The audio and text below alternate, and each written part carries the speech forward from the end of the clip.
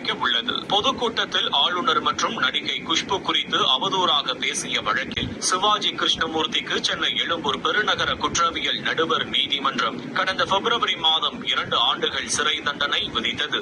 இதை எதிர்த்து சிவாஜி கிருஷ்ணமூர்த்தி சென்னை அமர்வு நீதிமன்றத்தில் மேல்முறையீடு செய்திருந்தார். மனுவை விசாரித்த நீதிபதி பாண்டியராஜன் தண்டனையை நிறுத்தி வைப்பது தொடர்பான உத்தரவை வியாழக்கிழமைக்கு தள்ளி வைத்துள்ளார். ஸ்டாலின் ஐயா ஃப்ரீயா பஸ் கொடுக்கறாரு, ஃப்ரீயா 1000 ரூபாய் தராருன்னு சொல்லிட்டு சொல்றாங்க. ஃப்ரீயா இவ்வளவு தர நீங்க மகளிருக்கு எப்படி மரியாதை தரணும்ன்றத உங்க கழகத்துல இருக்க நம்பர்களுக்கு சொல்லுங்க. உங்க கழக நம்பர்களுக்கு கண்டிப்பா சொல்லி கொடுங்க. ஏன் சொல்லிட்டுன்னா, ஒருத்தர் சிவாஜி கிருஷ்ணமூர்த்தி என்றவரு பெண்களை அவ்வளவு இழிவா பேசியிருக்காரு. உங்க வீட்லயும் பெண்கள் இருக்காங்க தானே? உங்க வீட்டுல இருக்க பெண்களை பேசினா மட்டும்தான் அது பேச்சா? அது எங்களெல்லாம் பேசினா பேச்சு கிடையாதா?